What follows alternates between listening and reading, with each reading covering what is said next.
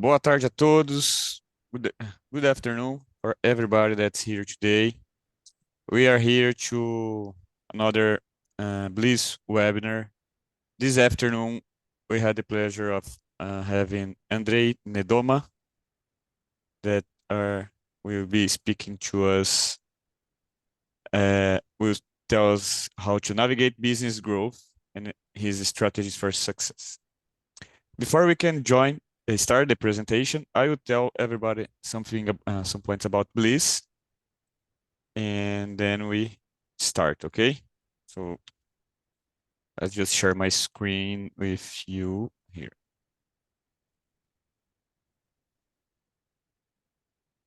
Can you see my screen? Yes.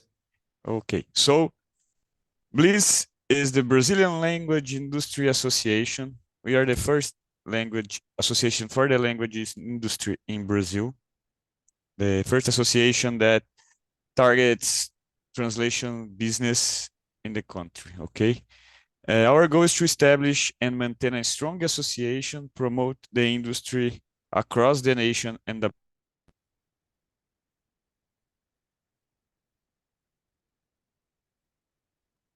Rafael, we cannot hear you. He's mute. Yep.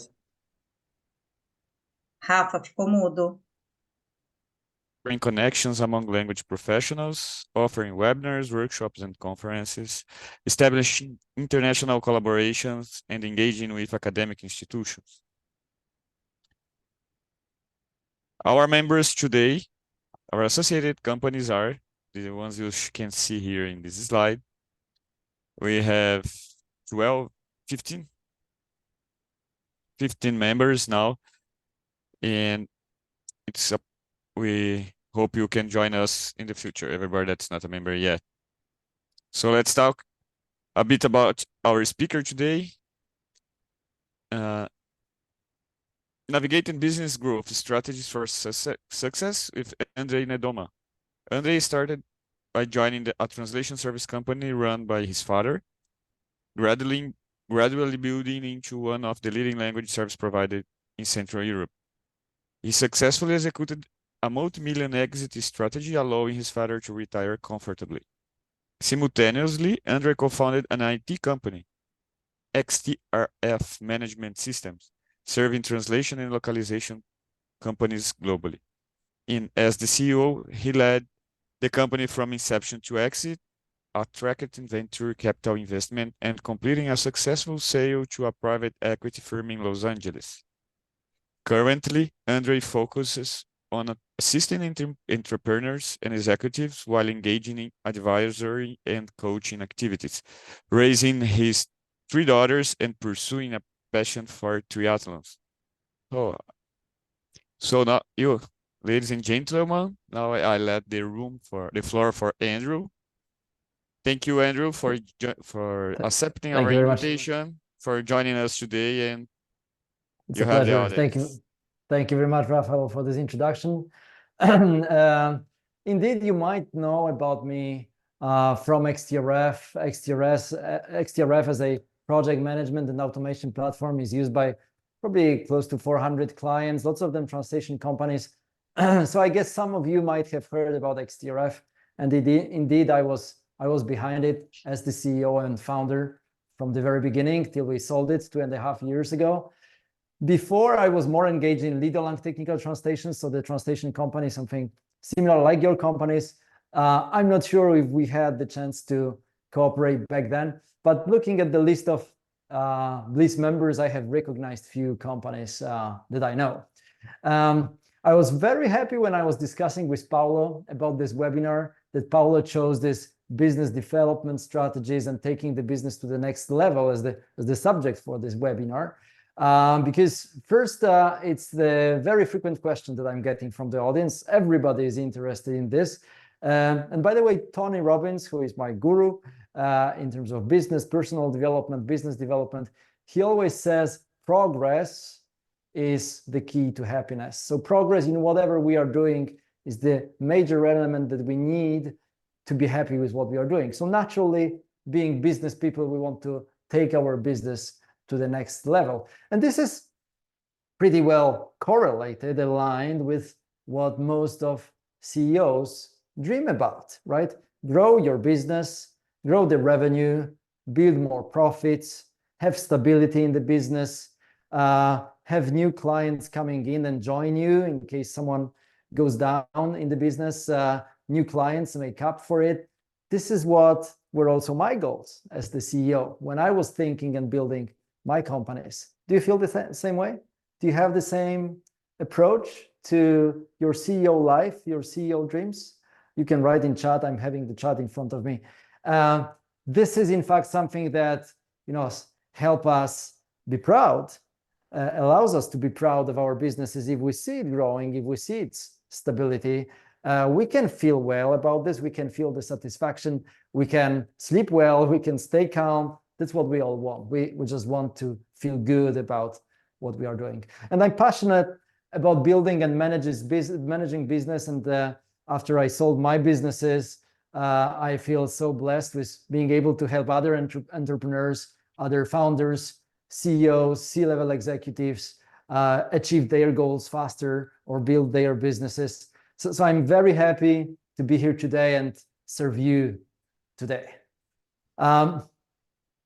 My story in translational localization industry started probably when I was still studying, but really when I came back from Italy, where I was doing Erasmus program. This is an exchange program for students in Europe. And I was studying in Italy for some time, and I came back to Poland, where I'm from. And I told my father, now I'm ready to join you. I'm ready to work with you. I didn't want him, it was a one-man show of my father, right? It's a small company. I didn't want him to give me a part of his small business, right? I told him, if you accept me to join you, that's because I want to build it with you. We want to grow to a much higher level of the business. And he accepted, and we were all super motivated, and we moved our company from our apartment where he was working, and we hired the first office space, and I started to hire first project managers, train them, build the production team, and we were growing our business. And soon after I came back from Italy and we took this decision, we had an opportunity to go to Italian Association conference, like you have your Bliss conference soon. The Italians had their conference in Rimini, very nice place over the sea. And we said, well, naturally, I speak Italian. I felt strong. Let's go there and see how these companies look like, what they do. We had a small car back then, a small Ford, and we parked it, a few blocks away from the hotel because we were a bit shy about our level of business. And when I approached the hotel entrance, I could see lots of black limousines aligned at the hotel entrance. And I thought, I was a young man then, and I thought, well, if this is how their life looks like, I'm in a good spot, right? I like this place. They all drive these big limousines. How come they must be really successful business people? And this was probably, back then, my level of understanding success. Not very mature, but this is what I felt. Very soon after, I realized those were not their cars. Those were not the cars of translation companies, founders, or CEOs, or owners. And the things were not as easy for everyone. It was not so easy for us. And I have realized that, taking and growing the business, it's an effort. But I decided to commit. I decided to engage, and we really continued to build business with my father. With the early success with LSPs from Europe, it was pretty easy at the end. But then we all heard about cut tools, new technology coming to our industry, limiting the amount of words and pages to translate. So we felt like, someone is taking part of our business away, and it might be a struggle. It might be a threat to the business. Lots of people were talking about this. By the way, don't you feel we are in a kind of similar situation right now, right? Where we talk about AI and, new disruptive technologies coming in, and everybody is kind of scared what will happen. This is what I was feeling back then with cut tools, right? And I also knew we had to sell also to other customers, not only LSPs, but also to direct clients. And I was very motivated, going to lots of trade shows and conferences. And I realized that out of the meetings that I had, probably 95% of companies, of people that I started to talk to, they were not interested in talking to me. Wow, that was discouraging, right? 95 people not interested in what I'm doing, in our service, in our company, in our offer. Later, I learned that this is in fact the statistics. You know, only 3% of people today are buying whatever product you're selling, whatever product or service you're selling, right? If this is translation services, probably 3 people are looking at this. 3% of people are looking at this today. If this is a car, 3% of people are looking to buy a car. If you're looking about, I don't know, washing machine, whatever, there is always statistically only 3% of people interested to buy and proactively looking for it, whatever it is that you have to offer. So this was kind of aligned with the level of, you know, rejection that I was feeling. I started to get training in sales. I got very engaged in customer-centric selling that I kind of adapted to translation reality. There is one big phrase that I always remember from this training. You can differentiate by the way you sell. We'll talk about this a little bit today. It's not really a sales training today, but differentiating by the way I sell, by the way I talk with clients, by what I talk about with clients, this was a big discovery. It really changed my way of approaching or thinking about how can we be different to our clients? How can we distinguish from a huge number of competitors who offer the same, more or less, the same service, sometimes at better price? I have found a solution in this. But you know, I was still very ambitious and wanted to grow faster. And it was not easy. And by the way, lots of people were telling me, come on, Andrew, you're based in Poland. You're a young guy from Poland, not very developed country. What are you dreaming about? What is that? How can you dream about building an international business? Can you dream about, you know, growing your business at a faster pace? How come a little guy from Eastern Europe can think about that? So it's not like I had very, you know, lots of supporters like that. And it was not easy. I could see the confirmation. It's not easy. And so with the struggle in my growing the business, I contacted a friend who was a consultant.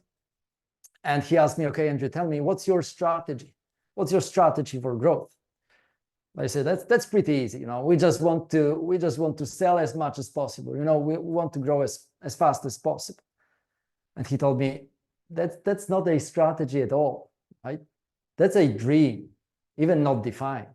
You know, what does it mean, sell as much as possible? You need a strategy, you need management, you need sales skills. I didn't really know what he understands by strategy. So I asked him more questions and he said, you know, strategy is when you know to whom you want to sell what, how much, and who will do it in your team, right? That will be closer to having a strategy. And then few years later, I talked with an investor who developed further my understanding in general about growing the business. And it was a lady, and she said, Andrew, you know, management and business growth doesn't have to be that complicated. If you think about it, it's really moving your business from the point where you are right now to the point where you want to be. It's that simple, right? And I started to understand then with those two approaches that, well, they pretty much define how I should think about moving my business forward and growing my revenue. And this is what I'd like to discuss with you a little bit today. So let's start with this very simple business development framework, okay? Where am I today? Definition on point A, where my business, myself, we are today. Where I want to be, how can I define this point, this place, which is point B? And then how can I move my company from point A to point B? So what needs to happen? How can we get from here to there? And by the way, if you start thinking about this in that way, about your business in that way, you can see that you detach yourself a little bit. You start to see your business here, like in front of you, like it is a product that you build for someone, and you try to shape this product. And there is this famous notion of working on the business, not in the business, right? Lots of us come from the language education, translators education, whatever involvement with language services. We are used to doing some services within our business. But when you want to grow the business, you need to work on it, which means think about how these things work here today and what can you change to move to point B. Okay, I really like this approach. So when I was thinking about where am I today, what's my point A? Well, I was quite a tiny business. We're a pretty small organization, pretty small group. I could say that most of the decisions are on my shoulders. So I'm working a lot. You know, all the questions come to me, customers, they come to me, problems, they come to me. When there is a struggle with something, it typically comes to me. I'm stressed with cash flow, I'm stressed with lots of things, and I'm working over hours. And the profits are modest and turnover also. So it was not very good definition. Well, definition was good, but position was not good. And I can see lots of businesses in that position, lots of CEOs who are working over hours, who are frustrated, stressed, and they feel like they are alone controlling everything. And it's hard to get support even from the team. Do you feel that way? Is any of you also like identifying with this description? It can be, right? So when I think about where I want to be, my point B, I could say, well, of course, I want much higher revenues and profits. And I was pretty precise what I mean by this. But I was also saying, well, I want a structure. When I think about my business, I want to be in a position where I'm the CEO. I have a structure of directors. They are responsible for their areas of business. They are motivated. They have KPIs, key performance indicators. They measure their progress towards the goal that we have defined. And I'm just there to basically engage them on this vision and mission, share the values that unite us together. And I'm this inspiration for them, and inspirator and leader that brings them with me somewhere to the new place. So you can see that in the definition of point B, we do not only talk about, you know, this is my number I want to get. I'm at 1 million, I want to get 1.5. Or in 3 years, I want to get to 3 million, right? Or my profit will be 25% of my revenue. It will be like whatever, $300,000. It's not only this, it is of course also numbers, but it's also operational changes.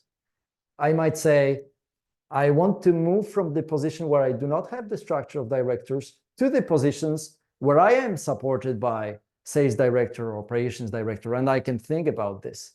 Or I can come up with some other ideas. I want to change maybe my geographical presence. I want to have more offices in other countries to serve our clients better. Or I want to establish or introduce a new system, or I want to be more automated. There will be lots of things that I can put into my plan. So you can see that when we talk about what my goals might be, they might be related to total turnover, total sales, total profit, EBITDA, but it may be also kind of clients I want to serve. It can be kind of industries I want to serve, or the type of services that I want to promote, I want to be known for, or my organization structure, or my setup internationally with different locations. So it can be lots of things. And now once we have well defined that, and we know what's the starting point, now it's the question, how can we get there? So what needs to happen so that it becomes reality, right? And of course, if you're thinking about a long-term plan, where do you want to be in 5 years from now, 3 years from now, you need to cut it into smaller periods, right? So of course, we are always doing budgeting for 3 years, but each of the year we're represented individually, and the closest year we're looking at this with the monthly precision. So 12 months ahead, we're describe months by months what we want to achieve. And in terms of, those organizational changes or operational changes, we had to come up with a strategic plan. So what are the sequence of steps that would lead us to build this structure, to set up this office or whatever it is that you come up there? I'd like to look a little bit at this revenue planning, because this is typically very difficult. It was difficult for me, right? So my approach, revenue planning, well, by the way, it's difficult to plan revenue in future, and I always believed this, because how can we predict the future, right? The future is in the future. So, 50% growth next year looks good, right? Or let's say as much as possible. But this means nothing, right? Unless I decide how I want to get there, it's still not strategy, okay? So let's take an example how we could work on that. I have a board, interactive board behind me, so I'll be writing. If we had $1 million US dollars revenue last year, or whatever period you take into account, and you want to move to 1.5 million, right? So 50% growth. Well, what does it mean to us organizationally as a goal? How can we realize that goal? Well, there are only two components of revenue that we can get. This is present clients and future clients, right? So if my goal is to grow 50%, my first question is, okay, so how much did we do with clients this period, the past period, and how much am I planning to do with these clients in the period that I'm planning, right? So if I did 1 million last year, my question is, how much am I planning to do next year? Let's say this was 2023, just for simplicity. I know we are just one quarter already advanced into the year, but different people have, different companies have different calendars and fiscal years. So if I did 1 million last year, how much am I going to do this year? It's hard to predict, but I can look at my customer bases from the past. I can see the evolution of turnover for each of them. The biggest ones I should know. So I should know, well, the first, I don't know, 10, 20 clients, probably I know this is what they did with us. I know the evolution of our relation with this client. So I can predict if they did 150,000, is there a potential for upsell? Are they going down? Or we know they are starting a big project, we should expect more. So if I do these estimations per client, I can pretty much calculate what am I going to get to in 2024. Of course, the smaller the client gets, the more we'll be looking at them as a group. Let's say this group of small clients from this type of industry, maybe they are LSPs or MLVs from another country, or maybe they're from particular industry. You can say as a whole, they generated 100,000 last year, and we plan to upsell them by 20%. So we will account 120 for the next year. And by adding all of these assumptions together, maybe you'll come to a total of 1.1 million. But by the way, if you look at how you were working on this list, right? I will put it down here. Maybe the first customers, ABC, this one had 150, and you plan to make him 180. This one had 100, and you think they will just stay that way. This one had maybe 80, and you know there is a chance to bring them up to 120. Well, these assumptions, they become your goals. They become your goals for the person that you will engage into realizing this transition, right? This is a very interesting and important aspect of this type of planning, because then when entrepreneurs and CEOs and C-level executives, they come to me and they say, Andrew, how should we set up goals? What should we measure? What should be our KPIs? Well, naturally, because we did some planning, we have the KPIs. My first KPI is how much am I doing with client A? The other, how much am I doing with client B? And if there is a project manager responsible for this client, or account manager responsible for this client. This will be with his goal with respect to that. This will be the other goal with respect to that client. Maybe there is a group of smaller clients, we'll call it group A, which in total had 200,000. And we don't know about them much. We don't know whether they will go up or down, but our goal is to take this group to 220. Another goal for someone who will be responsible for these accounts. But in total, it will give us an idea what we plan to achieve with the present clients. We plan to achieve 1.1 million. Well, what does it mean for the new business? Well, it means that if we want to get to 1.5, well, naturally, we need to find 400,000, right? It's not something very sophisticated. So how can we generate 400,000? I will, of course, ask, how much did you generate last year? How does it compare? Is it realistic or not? If you generated last year 600,000 of new business, maybe this is too small of a goal. Maybe it means you can just jump higher, but maybe this is an ambition goal.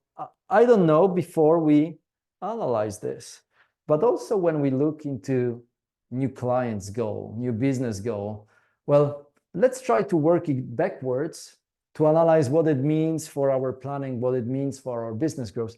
If I want to get to 400K at the end of new sales, and I know that our average project and average order value is, let's say, $400, then it means I need to have 1,000 quotes, each of them worth on average $400, because then with $400, 1 times 1,000, I will generate my, sorry, it's not quotes, it's orders, right? So we need to have 1,000 new orders.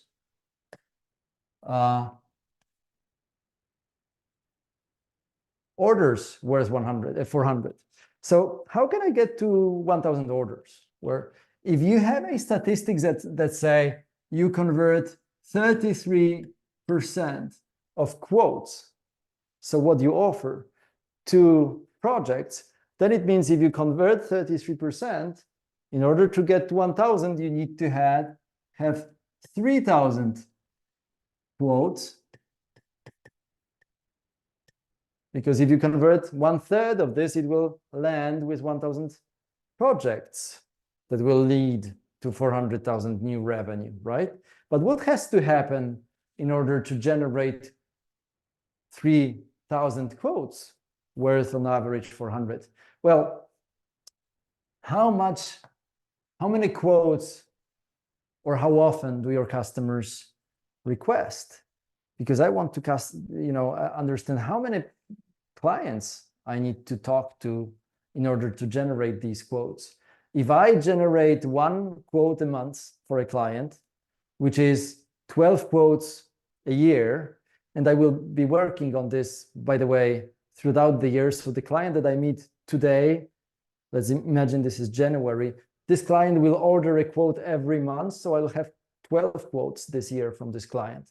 But as our sales efforts continue over time, the client that I meet only in June, for example, if I want to calculate how many quotes will he ask till end of the day, well, this is only 6, right? Because from June to December, it will be only 6. And the ones that I meet later, they will even ask for less. So on average, if we talk about the new clients, on average, they will be asking 6 quotes, each of them. So if I will be asked 6 quotes per client, then it means I need to have 500 clients. And how many leads do you need to know in order to start talking with them in such an advanced manner that they start asking for quotes? So what's your conversion from quotes, from leads to quotes? And if again you say this is 33%, then it means you need 1,500 leads. Wow. Look at that. What do we have now? Of course, maybe we know all these numbers and it precisely tell us how many leads we need to have, because we know this is our conversion today here, and this is our conversion from quotes to projects to orders. Maybe you don't know these conversions and you assume they are at this level. And again, it means, well, you have some metrics that you can work on, because if you assume that you convert 33%, then naturally it becomes your KPI, right? And we will be validating this KPI every week, every month, to see whether we are right. Because it would be fantastic if we can convert better. We wouldn't need that many quotes and that many clients and that many leads. It would improve our capability or ability to meet $100,000 revenue goal. But if it happens that our conversion is weaker, then it means we need more quotes, we need more leads, and it impacts our lead generation team, if we have such, or our lead generation mechanism, if we have such, or it impacts the work of our salespeople who will be responsible for that. So you can see that from thinking about real numbers, we start to build operational plan. And by the way, if last year we have generated some sale, and we have generated this sale through finding some leads, so we have invested money in that. So now we can calculate how much we have to invest this year so that that amount of leads come to us. So we can again predict costs. And now we can start really looking at the global picture of how my budget looks like. Because if I know what is the revenue from present clients and what is the revenue from new clients, and I know how much I will pay for costs of goods sold, as we call it. So what is the cost of translators, proofreaders, or maybe machine translation plus editors here? What is the cost and how much will remain, but I still have to pay my company costs?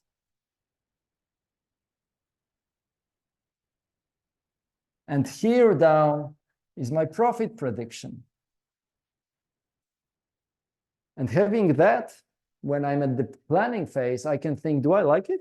Do I like this profit that I came up with in my plan? Or do I need to change something in my plan? Maybe I need to generate more revenue with present clients because new clients will never lead us to 400,000, or it's too expensive to generate new revenue with new clients. It's cheaper to generate more revenue with the present client. Or maybe you will have to add more costs for your sales team or lead generation team or marketing strategy or marketing plan. Each of your decisions will impact the costs and revenues. So working in iterations, you can come to the moment where you say, well, this is the plan that I like. This is the plan that I accept for my company, because with the revenue that we planned and all the costs that we assumed, I will remain with a nice profit, which I accept as the owner of my business for the next year, as if you were an investor in your own business. And in that way, it means we have projected the future, we have modeled the future where we have the budget, we have decided what the execution of the budget means for us from the strategic perspective, which is we have decided how we want to generate these leads.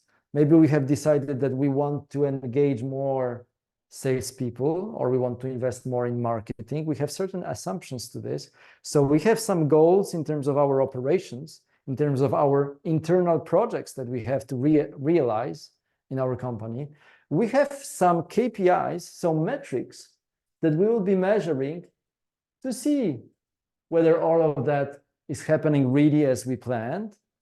And if we have this defined not only for a year, but per month, we can now evaluate the execution of our budget every month. And we can say certain assumptions that we did do not work well. And if it continues like this, we'll never arrive to our target. So already now in the first months of our analysis, whether it is April or May or January, we already know we are behind the plan. We have to change something in our strategy. Or after analysis, you see we are more or less doing good. So if we continue with our assumptions, it seems to be working well. We'll go that way, because if it goes that way, we'll arrive to our profit, because we'll generate our revenue from the present clients, from the new clients, with the cost that we assume. We like it. So our execution of the budget works well, and we approve to continue like this forward. It might be that you will discover, well, some of the things work worse than we predicted, but some others work better than we predicted. So we are happy that this KPI works better than our assumptions. We see we have a problem here.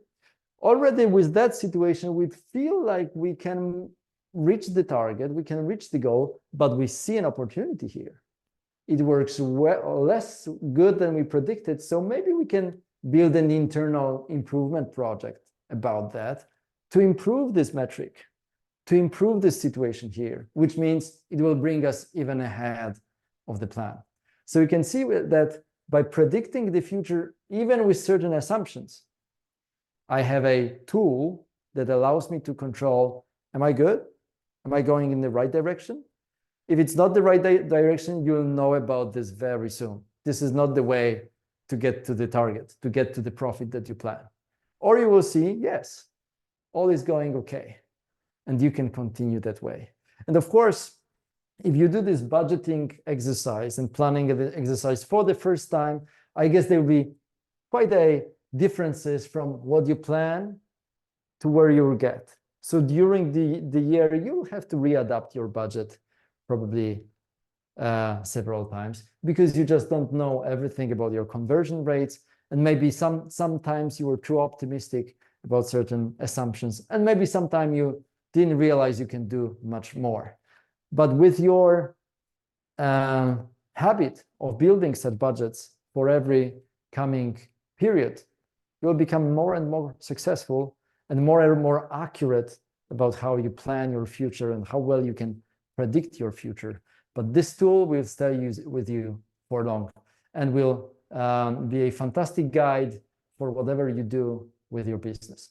So this is how we were working in my business. And we invested a lot of money in skills, motivation, execution, and we wanted to align estimations with results. And of course, we were struggling. Who doesn't?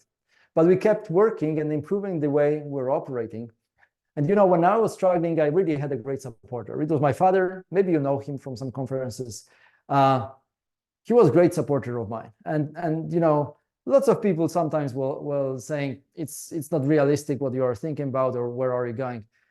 But he always, with his calm mind, said, you know, looks good, continue. There is a methodology behind this. There is a strategy, continue. And you know, one day he came to me and he said, look, I'm getting older. I think I should slow down. I should think about retirement. What do you think about this? And I was growing already XTRF. I had investors on my shoulders. It was not easy. I couldn't really dedicate my full time to XTRF. But I told him, look, I have good news. We are listed in top 20 companies in Central and Eastern Europe. We have a structure, the structure that I called soft, because there are directors for 4 areas: sales, operations, finance, and technology. We had the structure of directors, each of them responsible for their area of business, having defined goals, motivated, responsible for their field. We are ready to sell. With the structure, with the size that we got to, we can exit. And this is what we did. And we sold to Cepro Group from Spain, and they have also big presence in the USA. And we celebrated, and it was fantastic. And And my parents retired and travel a lot. They have 7 grandchildren. 3 of them are my children. They are super happy, and it was good. And of course, you can say, yes, Andrew, but you know, we are not all in the same situation, but also we lack some skills. We don't have the sales team, or, you know, AI is coming, and we have lots of concerns, and it is natural.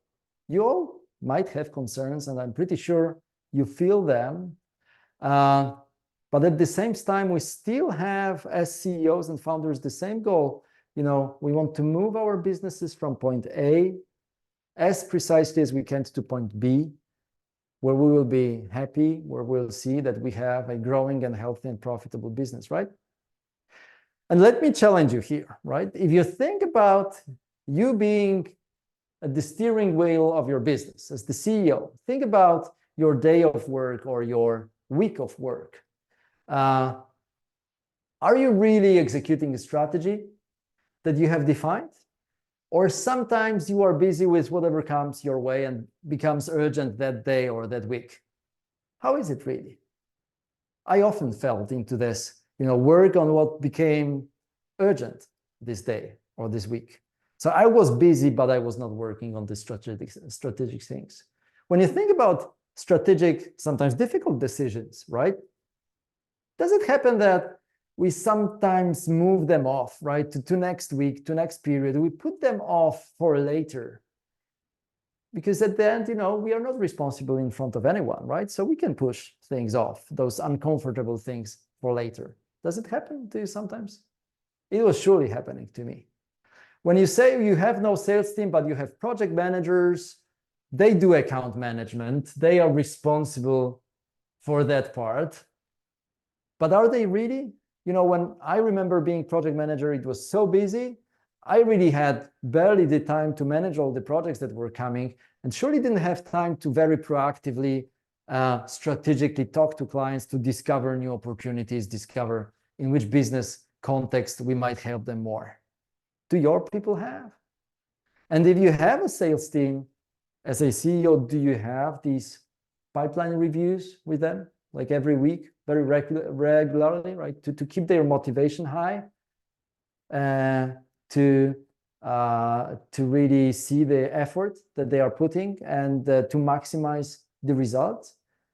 As a CEO, I was often very busy with other things. I didn't have that, you know, consequence to always be with them and motivate them and stay behind them.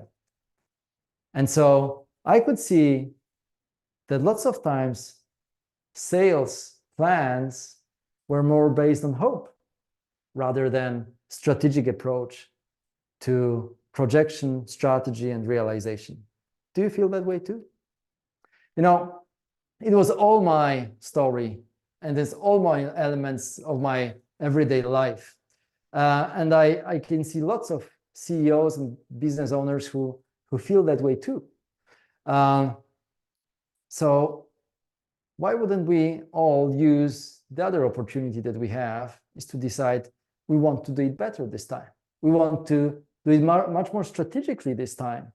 Stay committed and achieve this peace of mind resulting from growth, revenue, profit levels, wherever you want to be. So why not make this commitment today to be much more strategic about this, so that we don't hope that the future will be bright, but we plan the future for us, and we really think about how we can get there, execute the strategy, and monitor if we are executing and matching the target or not.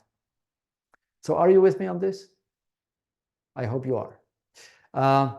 I'd like to share with you one more simple framework for revenue growth, because you might ask, okay, well, what should we do now? Where to start? And I was thinking, if I can serve you more, I probably should give you a revenue growth framework that is pretty simple and can even help you realize your upsell goals better or faster, or new sales goals faster.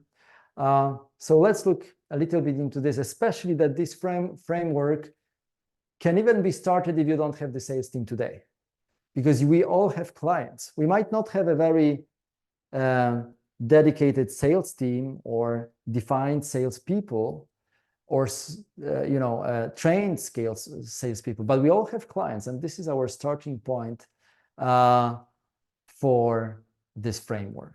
But before we get to this framework, I'd like to invite you or even convince you that we have to change the way we define our market. Let's not talk about translation market or localization market, because AI is there and lots of technologies, they want to disrupt the translation piece. Let's talk about multilingual communication market, okay? This is much safer, much bigger space to be. Corporations do need to communicate, to sell internationally, to build the value of their corporations, to engage better with their international audience. That's what they need to do. And multilingual communication, as a definition of the market, opens us for bringing solution within this field. And those solutions might, of course, include technology and humans. The best combination of technology and humans for the given purpose or the goal of our clients. Okay, so let's agree we're not in translation market, we're in multilingual communication market, and within this space, we provide the combination of technology and people, humans, to answer to the corporate needs, because they are there and they will be omnipresent, because they still want to sell more and do more. Very easy, 3 steps in this framework. First, we need to analyze our clients.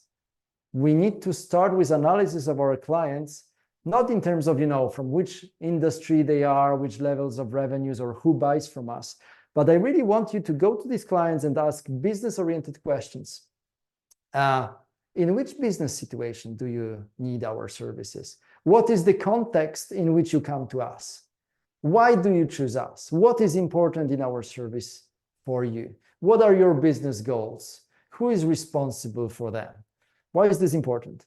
Because with this understanding, I want you to start building what I call master opportunity. Master opportunity for every type of customer that you have. Divide your customers into types. Let's say this is LSPs, maybe there is customers from telecom industry, maybe from pharmaceutical industry, maybe lawyers, and so on. From each of these clients, try to understand who buys from you, from which department, what type of content, and why. And the collection of these responses for each client type will give you the definition of master opportunity. Why do we need that? Because then we want to move to point 2 of this framework. If I have any client, let's say from the telecom industry, I want to see who buys from this company from me and what. And I want to compare this information with my description of telecom clients master opportunity. From all the types of clients that I have collected information, maybe there are other departments that buy from me in different clients. Maybe there is another client that buys something more in terms of content type or in terms of services that they need. So all this information I will use to naturally upsell this client, because I do not have to ask, do you maybe have some other needs? I can say, look, I have noticed that you translate user interface, but other companies similar to you, they also translate interactive training materials. Who is responsible for that piece of your business? I want to talk to him, right? I have realized that other IT companies like you, they also translate contracts for major clients. Who would be the person responsible for legal aspects of your business? Can you connect me with your legal department? Or I have realized that other MLVs that buy from us, they have different project management groups in different locations. Can you connect me with other locations that you use that are present in your organization? Because I know from my master opportunity description, what are the other similar clients buying, why, and when from me? Instead of asking my customer, do you have something else? I can suggest where I think they should have something else. So this puts me in a much easier position to do the upsell. And by the way, if I have all of that knowledge, imagine I now start selling to new businesses, to new customers. And I go to them, and rather than asking if they have needs for services, I will ask them whether they are in the context that I know triggered need for translation within my client. I have a great example, real example. I talked with a client. He said, I had a great project from the law firm. That's fantastic. I said, how did it happen? They say, it sometimes happens. Okay, I'm not happy with this answer. Okay, let's identify why this project happened. What was it behind it? What was this project about? And he called the client and he realized, well, this is a multinational company which is taken away from the stock exchange market, right? And this law firm, they manage this process because there is a transaction going on, right? So now, if I understand if there is a transaction of taking the company out of the stock exchange in a preparation for M&A or other type of transaction, there is a huge need for translation if this company is international, because they have to translate lots of papers related to basically all business areas, people, employees, instructions, everything. It was huge. So now when I speak with another law firm, I will not be asking, well, do you have needs for translations? I will ask, do you happen to assist your clients in taking them out of stock exchange? Because that's when I know there is some clients, and I have some hint from what I have learned from this law firm. And if I take all those contexts in which they needed me, I have some much more tangible subjects to discuss with my new clients. And by the way, in that way, I'm discussing their business, not my business. I'm not talking, hi, I'm Andrew from Super Translations and I offer translation services. No, I come to them and say, do you happen to have clients whom you help to get out of the stock exchange? And clients love talking about two topics, themselves and their competitors. And with what you know from your master opportunity descriptions, you are fully prepared to talk about them and not about yourself. So this growth framework is analyze your clients to build the master opportunities, use the master opportunities, compare all your clients against the master opportunities to identify upsell opportunities, and then use them when you talk to new potential businesses so that you talk about their business and not about yours. I know there's lots of inspiration. I hope you got some ideas what you could do to take it from here and move to next level. If you need my help, you can always contact me. This is info@nedoma.io. That's my email address. If I can assist you, I'll be happy to work with you individually. Thank you so much.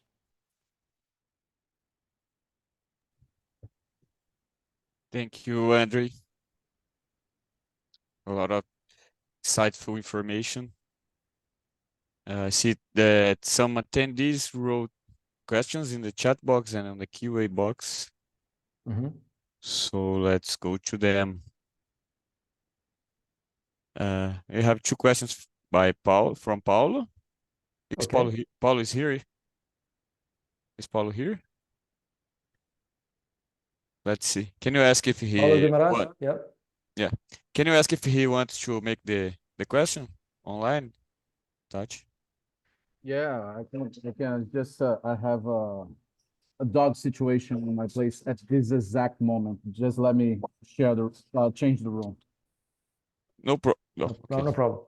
You can also send questions if you prefer by email, and I can address them like later on if you'd like. So no worries.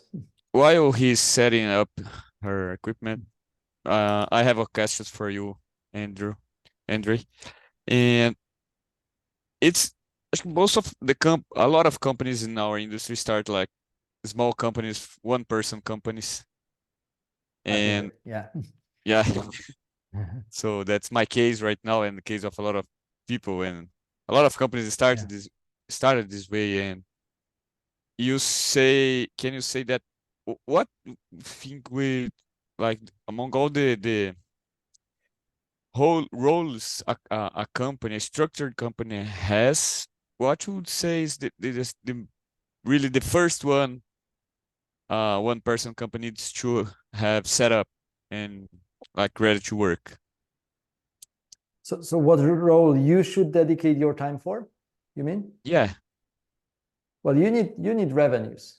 You need the confirmation from the market that what you sell, they need it, right? So you need to go out and talk. And I definitely think you should stay in front of your clients rather than behind your computer doing translations, right?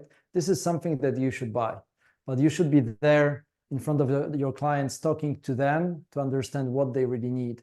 Especially it's important today, right? Because customers, they also change their perception about what they want. We said we do not want to sell translations anymore, right? We sell multilingual documentation or multilingual communication solutions. And let's, through discussion with the client, understand what is that they really need within this space, within this context, okay? And the more that you understand your clients, the easier it will be for you to generate new business. So you said that we should focus on client understanding to basically selling, right? The key to selling is understanding your client, selling what they need and how they need and how you can provide it, right? Customer focused selling process. Right. And you know, the more you understand their needs, what they are really after, the easier it will be for you to come up also with solutions, right? I have a great case of a customer, an e-commerce, right? E-commerce who asked for translation of the e-commerce, right? So they sell online. They ask for translation of the product description, right? So you can say, that's easy, right? Let's do the translation, 500 products, translate, done, right? But if you talk to this client, you might understand what's really behind it, right? So why do they translate it right now? Maybe they go to the new market, right? Okay, so what's the goal? What do they want to achieve? And they said, we want to sell in Germany $10 million of our products, okay? In that way, you understand how big is their game, right? If you know how big is their game, and now you can also try to understand how can you help them sell 10 million, right? Well, if I just do the translation, it might help, but you know, other clients who sell online, master opportunity, other clients who sell online, they, rather than doing just one translation of every product description, they do at least 3 versions, because like they do in marketing A/B testing to test which message works well, they can do the same in selling products online. So they can do A/B testing on product descriptions, because you don't know how to describe sometimes the products so that it triggers the most transactions, right? So if I produced 3 versions of product description for you, you could run this A/B testing in your e-commerce solution and then decide on which one you really use, which version you use, depending on which one generates the most transactions in your shop. Would it help you? And the client says, yeah, that's a brilliant idea. Of course, yeah, if this can help us, you know, maximize the conversion rates, because it's not only about getting traffic to the e-shop, you know, how appealing is this message so that they buy at the end, right? Well, we don't know, right? Because depending on the age of the audience, of the type of these people, of their beliefs, their context, they might like different way of, you know, messaging, right? So if I come up with 3 versions and we see which matches best, and it will just, you know, skyrocket your sales, would you like it? Of course I do, right? So in that sense, rather than selling one translation, I can sell one translation plus 3 variants of my translation. I expand my service, but I do it and I can very easily discuss it with clients because I have understood his game. Can you see the difference? Yeah. Right. And by the way, what's the difference if your service is worth $20,000 or $40,000 or $60,000? They frankly don't care, right? They care about 10 million. And if you can prove that with you, you have smarter solutions about how to guarantee 10 million will be there, they are ready to pay more, right? But you can only offer smarter solutions or position your service as less risky for them if you know more about them, right? Because if someone just sends the offer, that's the word rate, 500, product descriptions. That's how much we will charge. And you will say, through our discussion, I have understood that this is important for you and that is important for you, and you want to have that portal or that verification or A/B testing or whatever, or SEO optimization, right? Search engine optimization, and whatever else we discussed. And you put all of that into the offer because together you have understood that this will maximize the chance that they will hit their target. Of course, your offer will stand out from all those that were just sent by other salespeople who said, that's the request, that's my offer, without talking much, right? So when you have this discussion, you stand in front of customer and you think about them, about their business, you can distinguish yourself by the way you sell. And you can sell much more expensively because it's not about paying you less for the client. It's about ensuring more that they will realize their target, because this is the big game. Okay. Yeah? Can you see that? Thank you, Andrew. I think I start reading if Paulo's question, if he arrives. He reads the next one. So the first one is, our experience shows that our sales cycle for new clients is very long, sometimes more than a year. Is there one or two suggestions we could try to accelerate the sales cycle? It really depends on the client and depends in which situation they are right now, right?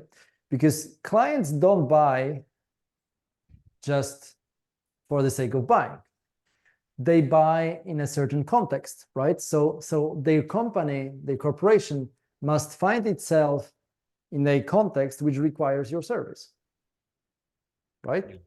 Unless they are doing a tender every 3 years, and basically the sales cycle will finish when the new tender will get results, right? Because this is like a different situations. But when we have like open chance to work with a client, they will only start working with us when they need us, right? So the more I understand the context, that's why I was underlining this in the master opportunity description. The more I understand the context in which my clients buy from me, the more I can be intelligently thinking about who finds themselves in this context now or close to this context. Yes? Yes. Because if you realize that people buy cars when they earn a lot of money and they want to buy a car, there's one scenario, or they had an accident and they need to replace a car, then it's quite hard to say, okay, how do we know who has money now for the car? But it's quite easy to define who had an accident, right? So the more you understand this context, the more easy it will be for you to find people who are really buying and start talking about this, right? If you know that there is a need for translation services, when there is a transaction of taking the corporation out of the stock market, you basically change the concept. It's not like that you look for clients and try to offer them services, but you look for clients who know are engaged in this type of transactions, right? So it's not like I will, so it's not like I want to speak with any law firm, right? I want to filter them, right? Because any law firm, it might be indeed that they don't need me that much, we'll be discussing for a year, and then maybe after a year, they will start ordering, right? But if I know in which context they should be, because I want them to be there, because there is an opportunity, if they are not there, probably the opportunity neither is there. So I look for those who have the context, the need, the pain, the goal, the topic internally that I know will generate these needs. And in that way, you can say, I kind of recruit my clients because I know what they should be experiencing so that we might start cooperation. If they are not, probably nothing will happen pretty soon. They just don't need me, right? I was often speaking with my salespeople. There's a question of urgency. of a decision, right? If you have something that they need, well, probably they will discuss. It might be also that they don't know that they need it, but you'll somehow prove to them that they need it, and they will feel urgency, and they will discuss with you. But it might be that, you know, in the way that you talk to clients, you didn't realize, or you didn't help the client realize that they need you urgently. But if I got the call right now, Andrew, there is $1 million waiting for you in your garden. Go and take it, right? What would I do? If I see that value there, I would probably stop my presentation, excuse all of you 1,000,000 times. I would go and pick up this bag with money and come back with it, right? Because there is an urgency in this, right? I wouldn't say, look, that's great. Thank you for this information. Let's wait till, you know, till it's warmer outside. So it will be probably May or June in Poland. So in 2 months, we can discuss it, right? And I will see if I can go and get it, right? In that sense, it feels like I don't see the urgency in this cooperation, right? So is your client seeing the urgency in your cooperation? It depends on whether he is in the context where what you offer is important to them. If he wants to sell $10 million and you can show to them how you helped with this to other clients similar to theirs. Remember, clients like to talk about their competitors and themselves, right? So if you can show them how you help realize the goals to the corporations who are similar to your now potential client, well, that's interesting. Let's talk about this. And it makes me think of a great case from SDL. I think it was SDL. I was really young, and I talked at the conference with one VP of sales from a big company. I don't know whether it was SDL or some other big translation company. But he went out for a cigarette. I was not smoking, but you know, he was a big guy. I wanted to talk to him. I went out, and I asked him about his biggest deal, and he told me, "Do you know how we won LG, the biggest, you know, corporation from Korea, right?" And he said, "We sent them a very short presentation, one slide basically saying, do you want to know how we do it for Nokia?" Right? And Nokia was a big competitor of LG. And of course, the next week they were in the plane to get there, right? To talk to the client. They were interested, right? So what can you talk about with your clients so that they are interested urgently to talk with you, not in a year from now, but more urgently? And the more it is about their business or their competitors and they see value in this interaction with you, they will invite you sooner than later, much sooner than later. Okay. Make sense? Makes, yeah, perfect. Good. Thank you. The last question is, which KPIs we can't lose sight of? Okay. Those that you know why you measure. Okay, that's important thing. Only those that you know why you measure, because KPIs are there to show you that you're moving towards what you agreed, right? If I decided that, if I decided that this is my plan, I need to measure all of these KPIs, right? But I surely shouldn't measure the KPIs that I don't know what they would tell me. Because basically, I manage the KPIs to take some decisions, right? So I get data to take some decisions. And this data answers some question for me, right? I want the KPI to answer the question, what's our conversion rates from quotes to projects, right? I measure another KPI to know what is my sales this month, or what is my operational profit this month, because when I see my operational profit this month, and I know the cost of my business is $50,000 every month, that's the cost of running my business. If I see the profit, operational profit, so what stays to cover my costs, if I see it above 50,000, I'm happy, I'm good, right? I have money for covering my costs. If I see it way below the level of my cost, I'm becoming stressed, right? So I know why I measure this, and that's because I know which question it answers, and I know which decisions it will impact in future. So I will always focus on these KPIs. Lots of managers define KPIs because they feel it is important to define KPIs, and they try to come up with intelligent ideas for KPIs.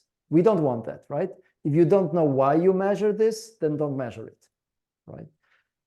To answer anyway this question, as the CEO, as the business owner, I always want to ensure I have liquidity, right? So the key element for me is cash flow projection. And by the way, I can tell you what I understood by cash flow projection. So if we see this is time, right? In this time, we have weeks. Okay. Every week, I know how much money I expect to get from my clients. So let's load how much money I expect to get from my clients. And I know how much money I'm expected to pay to someone. Yeah. So today, I know I have invoiced the client. He owes me $10,000. He will pay this week. Okay. I also know this week is the end of the month. So I will have to pay the salaries and the office rental. Okay. Next week, I know there is a tiny invoice. There is a tiny invoice that I expect to get paid from my client. And I know there is not really much costs because we have already paid salaries and there is not much happening, right? I don't have much cost on this week. The following week, I have very little payment from my client, but I'm paying for my car, okay? So for every week, I can predict today everything I know about my planned and scheduled revenues, incomes, and costs that I will pay. And basing on this, I can predict what will be my cash state, so cash level, each of these weeks, right? If I am, let's take this. If I am, let's say here today, and this is the cash level, whatever you count it, it is 100 here, whatever it is, 200 here, dollars or thousands of dollars or euros or whatever currency, right? If I know that today I'm here, this week, my costs are that big, my revenues are smaller, so I will drop, right? The red line is longer than this. So next week, I'm expecting to land more or less here, right? Because I will decline by the balance of these, right? The following week, I'm going up because costs are little, so I'm going up like this. Then I'm going down. I can build my cash projections like this. Of course, if you move into the future, you don't have yet the projects booked by your clients, right? So there is much less revenues, but your costs will be there because, you know, the next month will finish here and you'll have this cost. The next month will finish here and you'll have this cost. You'll have these cars to be paid. You know about this. You have booked it, right? Your car will be paid only in 3 years from now. People will be there as long as you don't fire them. So these costs are recurring. So you know that, well, I don't know what projects will come to me. I don't know because they are not yet there. So sometime in the future, my cash flow will really start to go somewhere down, right? My question always was, how far is this point, right? If we do not sell anything new, right? So we only have the invoices for the projects that we already sold, but we know about the costs. How far is this point? Today we are end of March. Is this like 1st of September? Is this like 1st of February 2025? That will be a long time till we hit zero in cash, right? That will be a long time, right? But it might be that your cash level is low, the costs are high, and this is 1st of May. If I see as the owner, as the CEO, that if I don't sell anything we will hit cash zero at 1st of May, I'm scared, right? Because we are on 25th of March. 1st of May is in 5 weeks. So I have 5 weeks to change this situation till we hit zero, right? So what do? Immediately I go to my sales team and discuss what's in the pipeline. Do we have something in the pipeline that will maybe tomorrow result in a project? And if we result in getting a big project, of course, each project, each income will move this cash flow projection up, right? So I will be happy because if I move it up, the 0 point will move in time. So I'm safer, right? If I don't have anything in the pipeline, I don't have nothing to change, I need to immediately look at my at my cost base. Can I do something about this cost? Because if we don't change anything, we'll hit zero in 5 weeks. We are out of cash. We cannot allow this. So we have to change something in costs, right? Maybe cash flow management is a great topic for the whole webinar, in fact. But if you asked me what is the most important, it's cash. Cash flow. And I can share with you why is it so important for me. I think it was May 2016 or 2016, the worst day in my professional career. So 8 years ago, I had a misunderstanding, or not to say conflict, maybe, with my investor. I expected another round of investment. It didn't come. They called me and they said, you're the CEO, you deal with it. And you're alone, we don't support you. And I fired 25 people that day. Well, the day after, right? I had over 90 and I fired 25. It was the worst day in my professional career. Later, quite a lot of them came back, but I knew my zero is so close that if I don't cut the costs, I'm done. I'm out of business. And since that day, this projection of cash flow was my closest friend every day. And when our cash were good and we're a strong company, I moved it to every Monday. And every Monday, every week, I started with analysis of the cash flow. So probably this will be the most important one. Okay. A personal story here. Yeah. Yeah. All of this is personal story. Yeah. Okay. I think we are done. I think and nobody has more questions, so I think we are done. Good. If, as I said, if any of you need support, you can always contact me at this email. If you have questions, Rafael, that you'd like to collect or somehow gather from the group, you can also send them to me, and I'll try to register a small video for you or write back the responses. We'll see what's easier. Okay. Okay. Thank you very much, Andrew, for Thank you. So your availability and all the information you shared with us today. It's an honor to serve you webinar. today. Thank you. Thank you very much. Bye-bye. Thank you very much. Thank you for everybody that attended today. I forgot to make the announcement on the opening for the next month. We are not to have our webinar, but we will have a special session on the conference in June. So everybody should join us that is planning to come for the conference in Rio. Please attend to get the news about the event.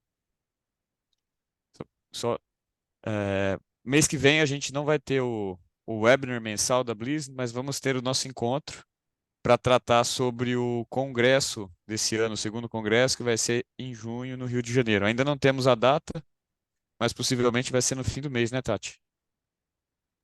Isso, provavelmente. Então, acompanhem as redes sociais da Blizz, que nós vamos fazer os anúncios por lá no LinkedIn, no Facebook. Também mandaremos por e-mail para todos os membros, tá bom? Tá bom. Thank you once more, Andrew. And Thank you so much. thank you so much. See you. Bye-bye. Thank you. Bye-bye, everybody.